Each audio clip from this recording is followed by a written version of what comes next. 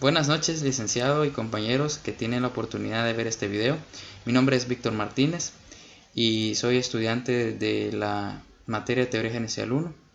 En esta ocasión quiero hablarles un poco acerca del tema de la historia de la administración y cómo la administración ha sido algo tan importante para la humanidad desde el inicio de la civilización, de las civilizaciones como tal que conocemos. En este tema abarcaremos una serie de subtemas, tales como de dónde surgió la administración, cuáles son algunas definiciones de administración, cuáles son algunos tipos de administración, los enfoques que se ven, depende del tipo de administración que hablemos.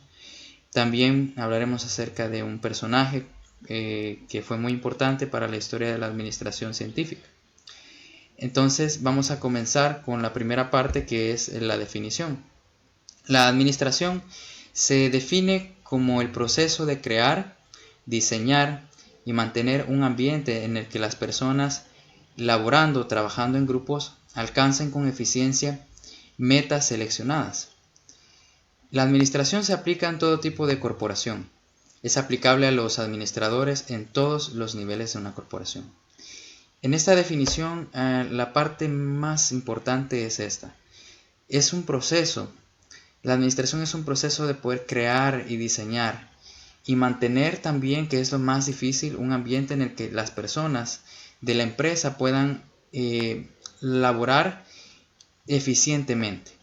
Es una de las cosas más difíciles quizás en las empresas, que existan buenos administradores, ya que se necesita de una persona que sepa tener un buen ambiente de trabajo, un ambiente en el cual los empleados se sientan motivados a poder hacer las cosas de la manera más eficiente y evitar lo que es muy común que suceda, que es el conformismo o la mediocridad, que muchos empleados realizan su trabajo de una manera solo como requisito, ¿verdad?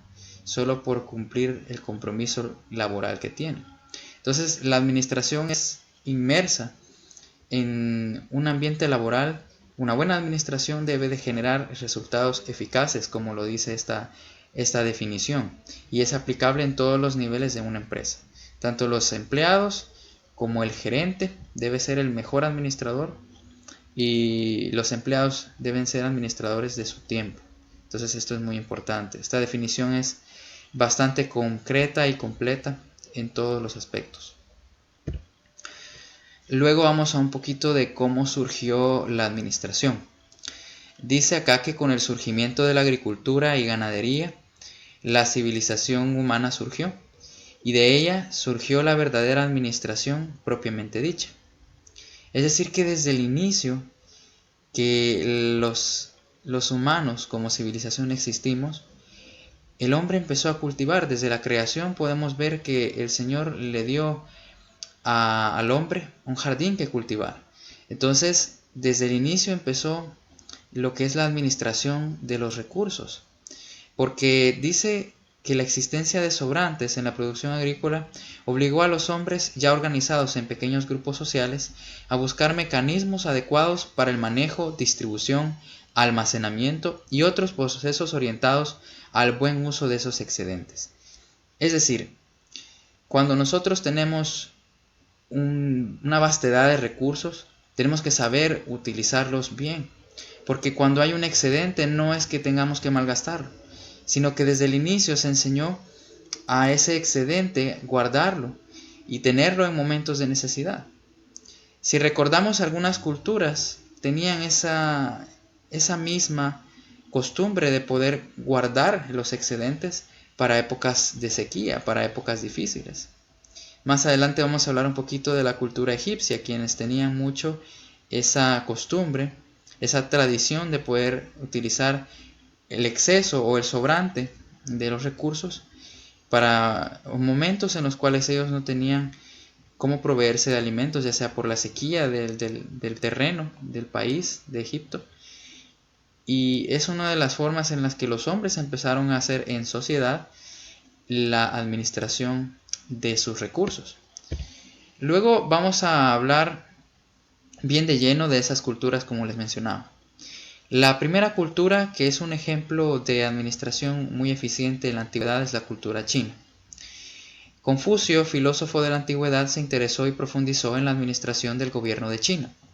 Con esto, sentó las bases para un sistema administrativo de orden, con un servicio civil bien desarrollado y una apreciación bastante satisfactoria sobre muchos de los problemas modernos de administración pública. Es decir, la cultura china siempre se ha caracterizado por ser una cultura disciplinada, ordenada, en el cual las personas entienden bien su papel en la sociedad, ya sea como sociedad civil, como dice acá, o también en la parte gubernamental. Entonces no es algo nuevo, ¿verdad? Vemos acá que desde el tiempo del filósofo Confucio había un interés, de hecho, de parte de él en la administración del gobierno del país de China, de la República China. Ellos actualmente son un ejemplo administrativo, ya que son una de las potencias mundiales más grandes junto con los Estados Unidos por su administración muy disciplinada y eficaz. Siguiendo con las culturas, como les mencionaba, la cultura egipcia es otra de las que son ejemplos en su administración en la antigüedad. El tipo de administración se refleja en una coordinación con un objetivo previamente fijado. El sistema factor humano, la recolección de los impuestos, una economía planeada y un sistema administrativo clasificado como burocrático hicieron de Egipto una nación con una severa coordinación, garantizando así a cada miembro de la comunidad un alto grado de prosperidad.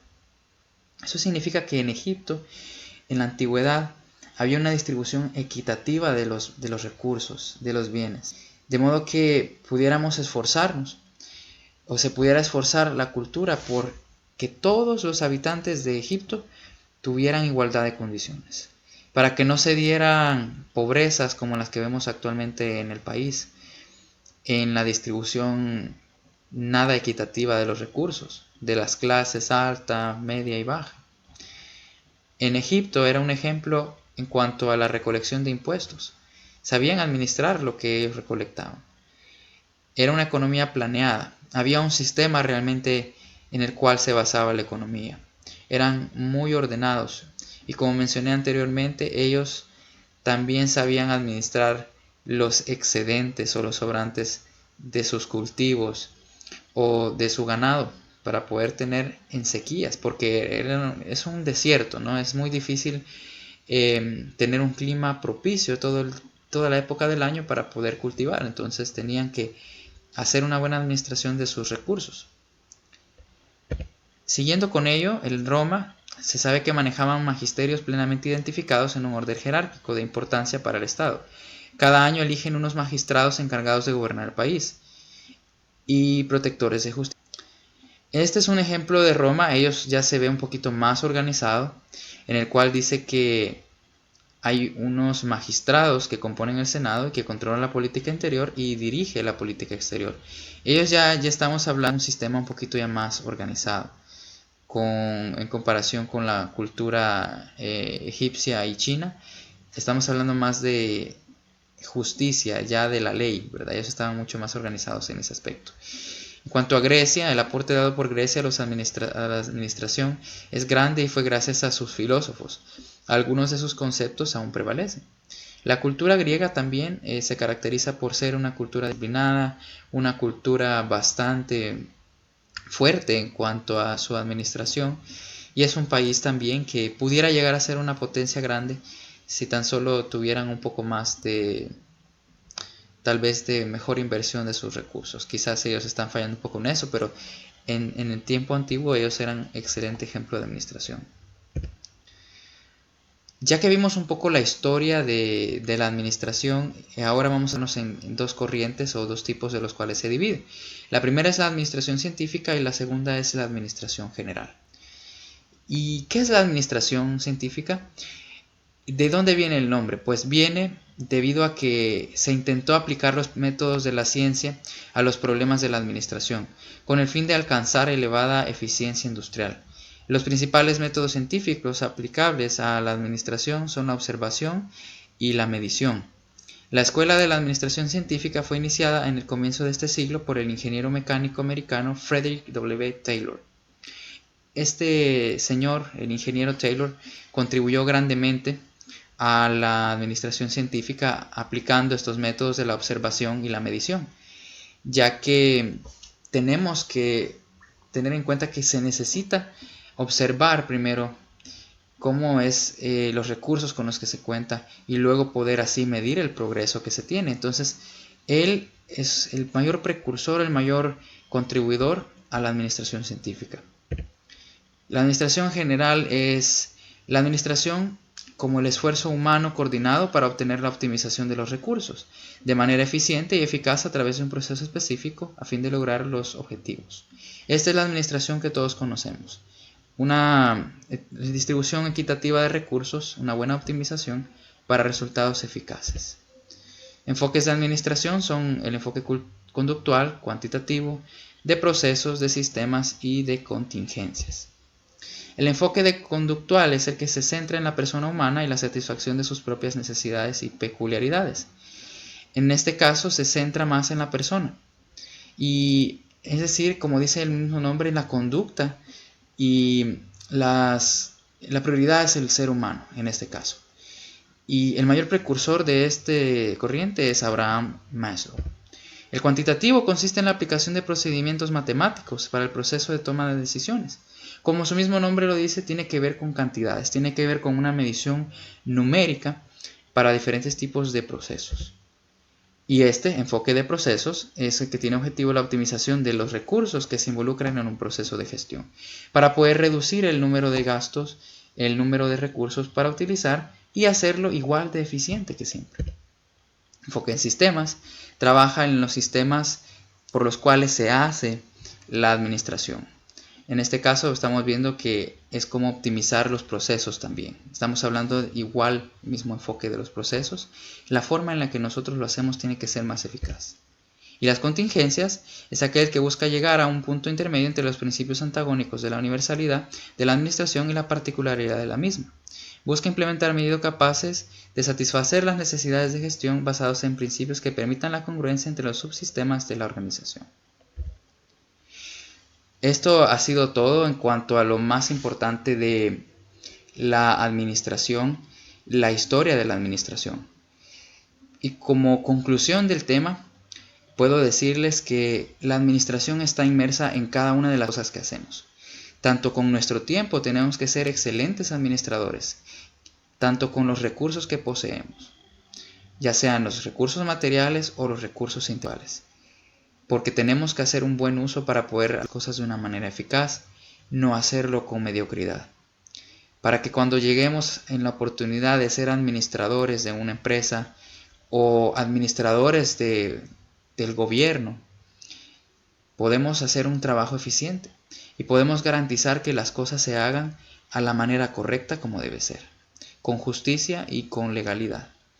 Entonces, esto ha sido todo lo que he podido compartir con ustedes. De antemano, muchas gracias por dedicar el tiempo de ver este video. Espero que podamos seguir investigando un poco más acerca de la historia de la administración en la humanidad y mucho más enfocado en nuestro país, El Salvador. Gracias.